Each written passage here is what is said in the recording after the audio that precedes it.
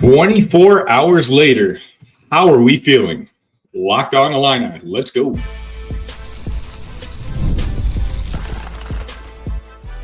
You are Locked On Illini, your daily podcast on the Illinois Fighting Illini. Part of the Locked On Podcast Network, your team every day. Welcome back to another live episode of Locked On Illini. Thank you for making us your first listen every single day. Simple reminder, we are available on all your favorite audio platforms and on YouTube, part of the Locked On Podcast Network. My name is Sunny Verma. You can find me at IlliniCast. You can find me at the Sunny V on Twitter. And most importantly, right now, you can find me on Facebook and Instagram. Whatever your favorite social medias are, you can find me. Just do a quick search for Locked On Illini. 24 hours later, we're still kind of talking about this Nebraska-Illinois game, and we're not the only ones. A lot of the world is talking about what happened last night, potential game of the year candidate. And so I figured now that 24 hours has passed, I got to rewatch the game a little bit, skim through it, and I gathered some thoughts. And I wanted to see what your guys' opinions is on it now. Like, have your expectations changed? And let me know in the chat.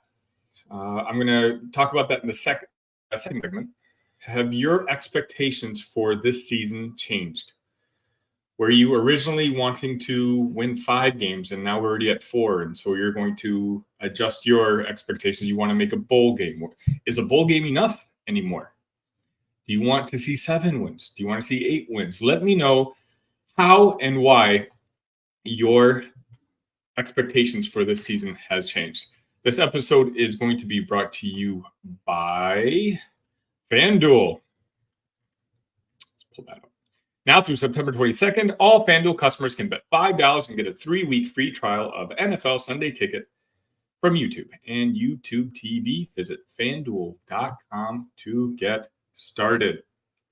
Okay, let's talk about this game, this epic game from Friday night, where Nebraska and Illinois met in front of a full house, the 400th in a row in Lincoln, Nebraska. And in overtime, the Fighting Illini came out victorious. The number 24 Illini came out victorious against the number 22nd Nebraska Cornhuskers.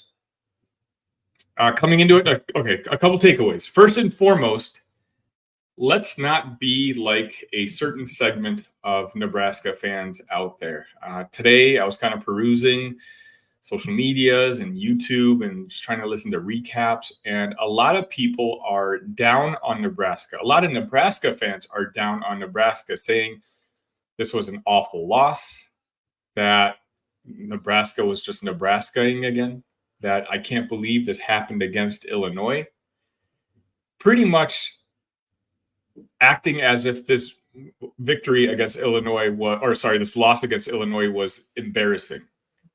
This wasn't an embarrassment. Illinois is a very good football team. And you know what? Nebraska is a good football team. Just because Nebraska lost, and of course, when it's Nebraska, it's amplified a little bit. Just like when Florida State is struggling, a lot of people talk and a lot of people laugh, but Florida State's not a good football team. Nebraska is a good football team. Last night, we did not watch 2 bad teams go at it. No, we watched 2 very good boxers go at it, punch for punch, and then one of the boxers just got tired in the 9th round, and I'm going to be talking about that a little bit later. First, I'll also give credit to Dylan Raiola. I don't know why I keep mispronouncing that name. Dylan is a star. He quite possibly, by the end of this of the Big Ten season, he might be the best quarterback in the conference. He's that good. I was that impressed by Dylan. And as long as Nebraska has Matt Rule and Dylan leading them, I think Nebraska is going to be just fine. It's going to take some time. Now, granted, I know what I just said. Nebraska may not be a secret college football playoff contender like some of them wanted to believe themselves, but that's on them. I think they're a top 25 team, absolutely. But just like I think right now, Illinois is a top 25 team. So when you go on your social media and you're reading the comments, in particular, just take a look at the comments from my past couple of videos where I was talking about Nebraska. A lot of these people aren't very happy that they lost to Illinois, and they're calling out for the refs. Don't be like that. The other topic I really want to tackle is rewatching this game. I did not, in any sort of way, recognize this offense. This offense was innovative. This offense involved trickery. We were talking about this after the Central Michigan game, right? That's kind of what caused us some concern about what this game against Nebraska was going to look like. Our offense looked very vanilla. It's like, can we do this? The offensive line, of course, was struggling. The play calling, people were trying to do welfare checks on Barry Lunny Jr. And then this game happened. And not only did he call a great first half, but I truly do think that second half was, as Ryan just mentioned, the best I've ever seen Lunny. He was at the top of his game. This was a battle between arguably the best defensive coordinator in the country and Barry Lunny Jr. And Barry Lunny Jr. won in a knockout. So much so that Nebraska fans out there were calling for Tony White to be replaced.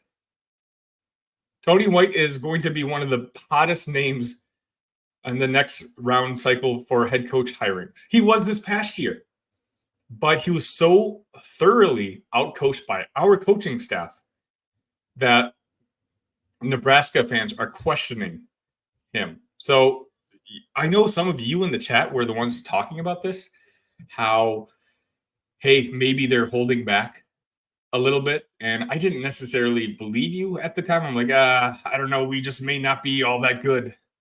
But you guys are right. This was one of those where, again, I didn't recognize that team. I could watch the game today knowing we came out victorious, right? It's easy. I'm not stressed out. In fact, I'm enjoying watching the games, and I can kind of see the little plays or the little nuances of some of these plays that I may have missed before watching the game yesterday during the watch party. Which, by the way, some of you joined me for that watch party yesterday. We had a lot of fun streaming for about 3.5 hours. Thank you so much for joining me. If you want to join us for future ones, just do a quick search for Big Ten Show. And me and my partner, my co-host on that show, we're going to be doing it again very, very soon. But this often, you can see now that we invited a lot of recruits over for that Kansas game in Champaign in week 2, a game that most of the fan base was kind of stressed out about. But hindsight tells you that Brett Bielema knew that they had the advantage in that game. Otherwise, why else would you invite so many recruits on a sold-out atmosphere in Memorial Stadium if you thought that was a 50-50 game? Brett knew that they had the advantage of that game, and we saw it in week 2. I genuinely think that the staff figured out that they don't need to go all out. They can go half speed against a team like Central Michigan and still win 30-9. And let the YouTube shows, let the fan base complain and be upset about we're not showing enough. They have a long-term plan. Us, we kind of go week to week, game by game. They know that they've got a gauntlet of a schedule coming up, and they prepared this perfectly. Another thing I want to mention, which Brett Bielema talked about.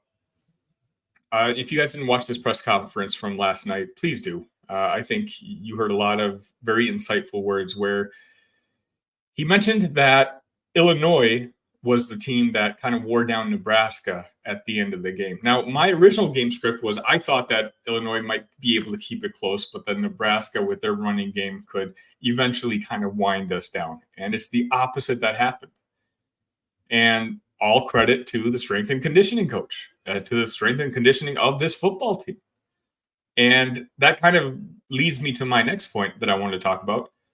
This running back room is really, really good. And the fact that we have 4 guys who all have different strengths to them. It's one thing in the first half when you're throwing a different guy at them every single drive. But in the second half, when you're talking about a tired defense, and then you have a guy like Aiden Lawfrey, who's more lightning on one drive. You have Josh McCray, who kind of does both. Then you have Caden Fagan just bowling you over.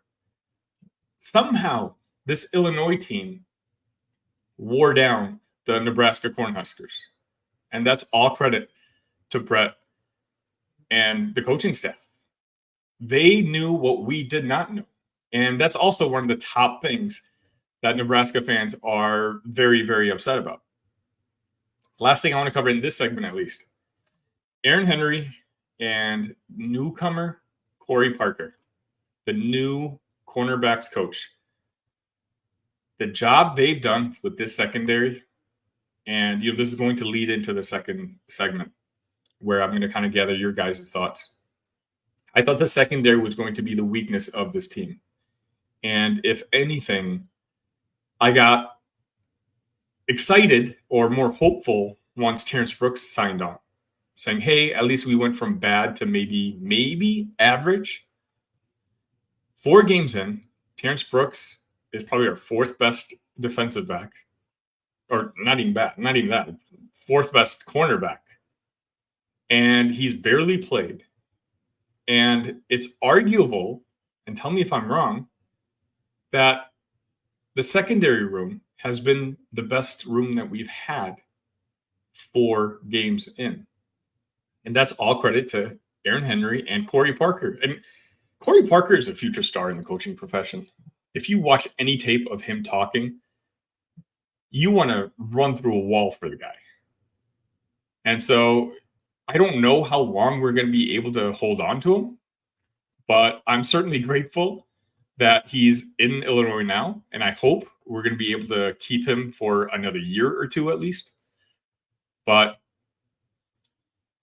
he's got our secondary now looking a lot like it looked like 2 years ago. And I'm not saying it's quite at that level, but at the same time, I'm telling you, it's not that far off either.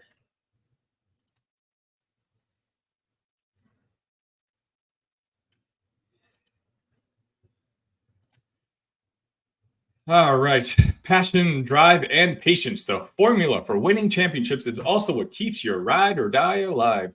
eBay Motors has everything you need to maintain your vehicle and level it up to peak performance. Superchargers, roof racks, exhaust kits, LED headlights, and more. Whether you're into speed, power, or style, eBay Motors has you covered. With over 122 million parts for your number one ride or die, you'll always find exactly what you're looking for. And with eBay Guaranteed Fit, your part is guaranteed to fit your ride every time or your money back. Because with eBay Motors, you're burning rubber, not cash. With all the parts you need at the prices you want, it's easy to make your car the MVP and bring home huge wins. Keep your ride or die alive at ebaymotors.com. Eligible items only. Exclusions apply. eBay Guaranteed Fit only available to U.S. customers.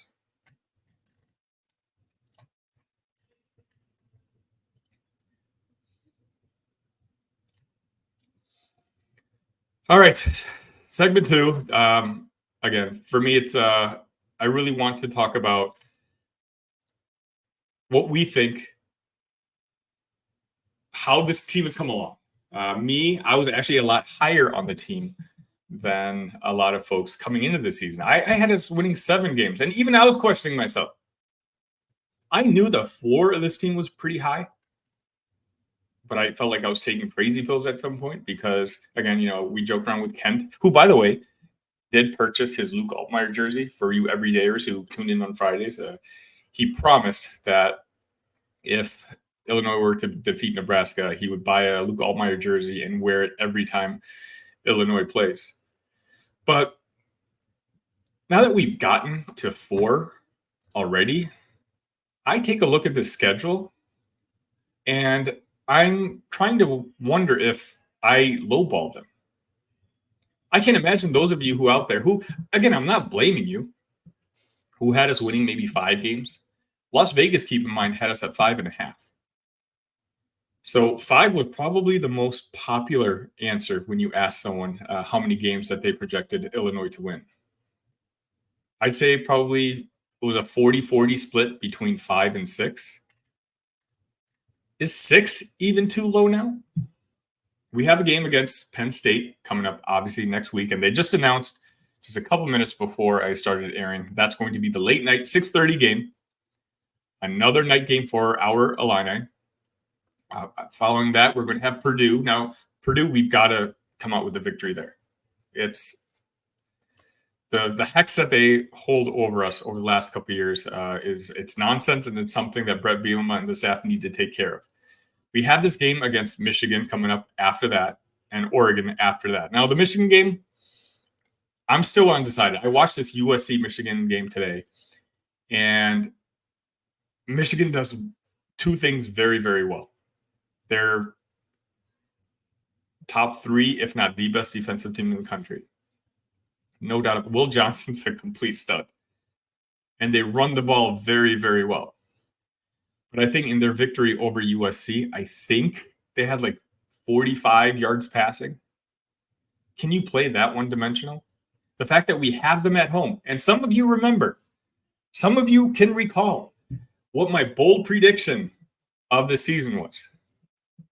And that was that I thought that because we had the game in Champaign, that was going to be the 100-year anniversary, I predicted an Illinois upset over Michigan. Not patting myself on the back because we don't know what's going to happen. But I did also predict this victory over Nebraska yesterday, which, and then that this was in a preseason episode, which, again, some of you may have remembered. But going back to the schedule, you're talking about once you're done with Michigan and Oregon, your last 4 games are against Minnesota at home, Michigan State at home, Rutgers away, and Northwestern away. We're at 4 now. I'm sincerely hoping, the way Purdue has been playing, that that's going to be number 5. Penn State, I'm not chalking it up as a loss right now, but they look really, really good. And I think they won by some 50-odd points today. But I'm not going to count that as a potential win. Right now, I'll just say Purdue is a win. So we're at 5 with the last 4 games. Well, and then we'll include that Michigan game as well. You don't think we can get 2, if not 3 out of those, the way we've been playing? Now, of course, injuries matter. And knock on wood, we've been pretty fortunate in that regard. Speaking of injuries, Zachary Franklin, I talked about this in the postcast. I didn't know whether he was okay or not, but having gone back, I got to listen to the press conference, and Brett did say that he came back late in the game and that hopefully he's going to be okay. But we haven't had that big injury yet. And, that's all we can assume in the season by. I can't just assume an injury is going to happen. So a healthy Illinois team, if we're already at 5, I think somehow my 7-win projection, which, again, I was probably in the 99th percentile of people going that high, all of a sudden may become the floor. I hate to say this. I'm not trying to raise my expectations, but with the way the season has been going, wouldn't you like to win 8? Wouldn't you like to win 9? How veteran of a team this is, how wonderful Luke Altmaier has played. And by the way, I'm purposely not talking about Luke Altmaier this episode because those of you who are my everydayers know that I've been touting Luke for almost since the show started, and even longer than that from Illini Cast, to the point of ridicule on other appearances I make. But I'm getting validated right now. I'm getting vindicated. And so I'm going to have a segment on him this upcoming week where I'm just going to talk about him for 10 minutes. So that's why purposely I'm not talking about him. But our running back room, what's our team's weakness right now? If you had to guess. And I'm talking about weakness. Every team has a weakness, but like what part of the team is, let me rephrase that. What part of the team is bad? I thought it was the offensive line. But you know what? That offensive line kind of muscled Nebraska's defensive line around to the shock of me. I, hand up, was wrong. So if the defensive line is not bad, if the cornerback room, the defensive backs aren't bad, like I projected them to be in the preseason, what's the worst part of this team right now? Something to think about. And if there's no real bad part of the team, then shouldn't this team win 6 easy? Shouldn't this team come close to 8? I think right now I'm still going to stick with my 7, only because it was such a high prediction to begin with. And, I went on other shows and people called me kind of rolled their eyes when I busted that out, inferring that I was some sort of homer. Of course he's going to say that. He's an Illinois fan. People who cover their teams have some sort of bias automatically. But hopefully, I don't know. I kind of think I might be on the right side of this. Speaking of which, let's find out what you guys think where your expectations have changed right after this.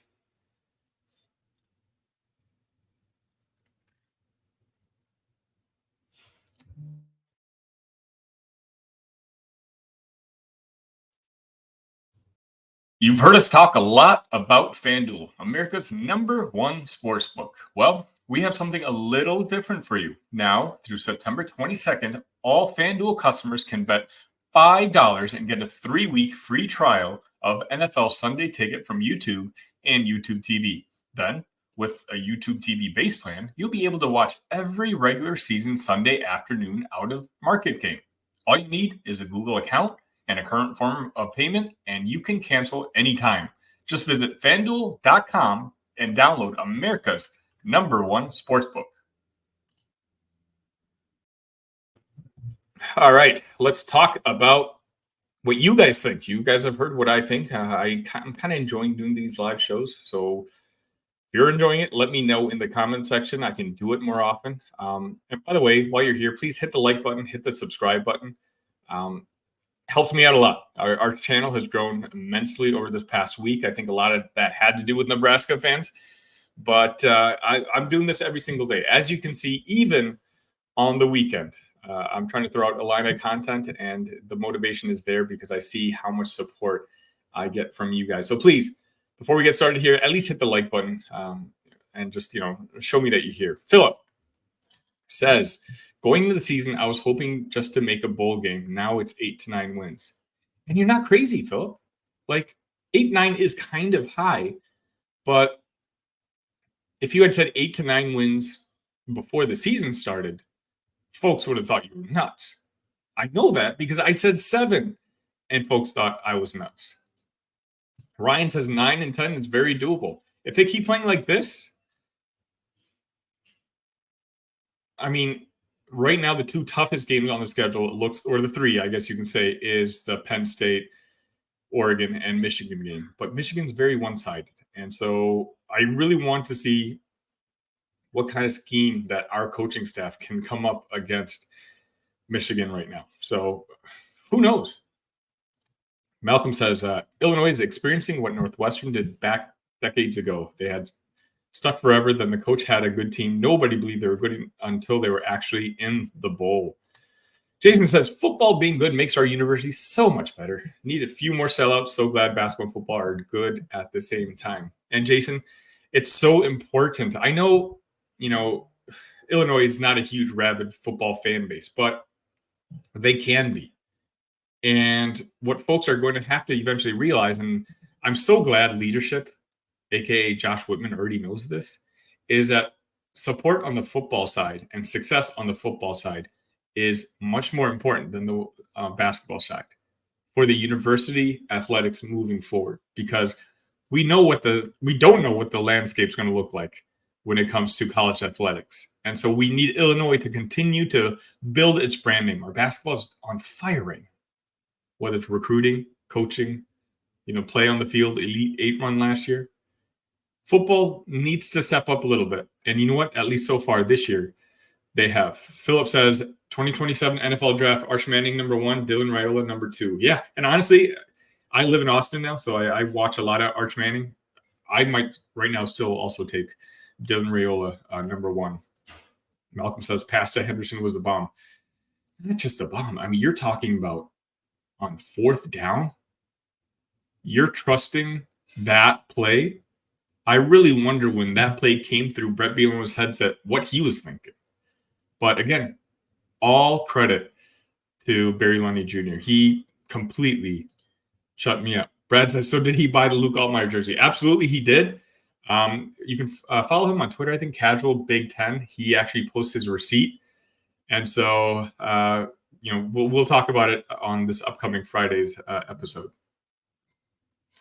Dean says, the momentum is building, and this team is starting to believe that they can compete with anyone. Penn State will be a huge test. 8-4 is now very realistic. That your second point is huge. The team is starting to believe that they can compete with anyone. The fans, we may not have been sure. But that team Friday night, they were sure. Again, I just watched this game again. And if you guys have a chance to watch it again, please do. Luke Altmaier, at no point in that game, looked rattled. At no point did he look nervous. He was, even after the strip sack, he was very calm. His demeanor never changed. They were picking on Torrey Cox Jr. almost all game long because of his short size. He had one of the most incredible interceptions I've ever seen. This team is confident.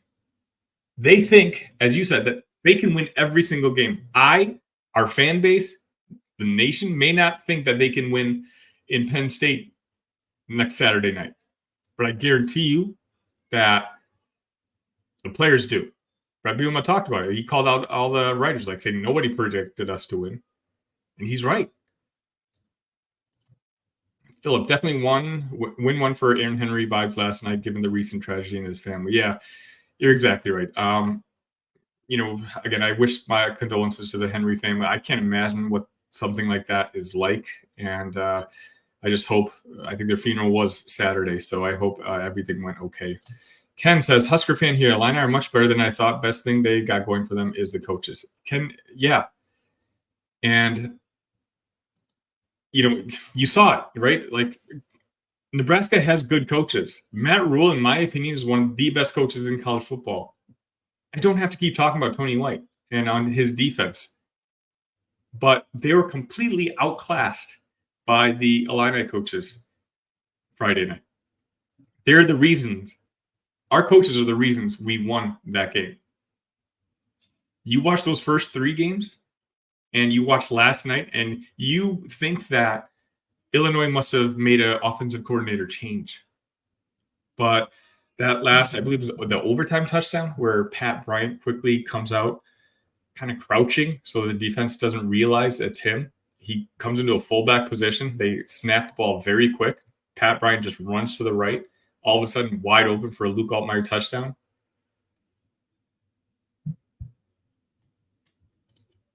Philip says he needs a Luke Altmaier throwback jersey. I'm not sure which jersey he bought. Ken also said, is your number 1 receiver going to play? What's his status? So, yeah, according to Brett Bielema, that Zakari did come in at the end of the game. I don't know what his status is moving forward. But obviously, hopefully, he'll be back. He's going to be needed to keep up with an offense like Penn State. But as of now, Saturday night, I don't know the answer to that. Philip talks to the Nebraska fan here. Nebraska has an elite quarterback. Sure, happy we got him early. By the time Raiola is an upperclassman, that's when Nebraska reaches their peak. Yeah, I'm hoping that Illinois does not have to play Raiola ever again. I'm glad we got him as a freshman, because as a freshman, he was very, very good. Ken says, defensive woes continue on third down. Kicking game was a question mark all year. Bit them. Yeah. Again, those of you who watched the watch party, I was watching it with a Nebraska fan, and he did not want to go to the kicking game. And if you watched his live reaction during that miss, it was very, I say this respectfully, Nebraska-y. I went to high school in Decatur area and college at SIU as an objective observer of the Illinois program for years. The administration does no favors to the program. Yeah, I mean, I think things have kind of changed now. I think Josh Whitman has a lot more influence than head coaches in the past. Ken says if Bielema wins 10, he probably leaves. If he only wins 6, the administration probably drives him out. I don't think Brett Bielema is going anywhere. I think he's seen what it's like to try to test the waters, and I think he wants Illinois to be his last job, and I think Illinois would be okay with that. If Altmaier keeps looking like he has, and not like last year, I think 10 wins is in the grasp. I don't know about meeting Michigan, though. They're finding their stride. I think they'd match up better against Oregon than Michigan. Yeah, I mean, we'll see. It depends on whether Oregon has figured things out or not. Since Josh Whitman took over as athletic director at Illinois, the football program has seen great improvement in support of the school. Absolutely. All right. Let's see what else we got here. Yeah, Tony White didn't adjust, and Barry Lundy Jr. just kept throwing things at him. So, yeah, I think that's going to just about wrap it up for today's episode. Guys, I have another episode lined up for you guys tomorrow, more on the basketball side in regards to Tim Anderson news, which came out, obviously. But I have a very quick preview of the Penn State game, which I recorded before the Nebraska game started. So just keep that in mind. But on Monday, I have a very important message for a lot of you. So, again, please, if you're watching this, hit that like button, hit that subscribe button. It's this one fan talking to another. I think it's an important message. We've got a lot of content coming up this week. I mean, again, Penn State, Illinois, primetime. Who would have thought that? I mean, if you really think about it, that game on next Saturday has college football playoff implications. Think about it. I'm not lying. It genuinely does. If somehow Illinois can come out at 10-2, we're going to be in the discussion, depending on how the Michigans do, the Oregons do, what Penn State does. Penn State doesn't have a very challenging schedule. If we're their only loss, that's going to look really, really good for us. But, yeah, a huge game next Saturday. And so I'm going to be trying to provide you comment every single day, including the weekends, because that's what I want to do for you guys, because you guys are amazing. Please hit the subscribe button. Say hello to me on Twitter. Send me a message on Instagram, on Facebook, whatever your favorite platform is. A lot of you already do, and I'm telling you, it's nice to get to know some of you guys and see what you guys are up to and where you're listening from.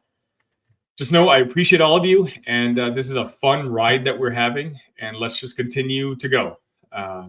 Tune in tomorrow, another episode for you, and we're going to keep doing this, and we're going to keep riding this. ILL, love you guys.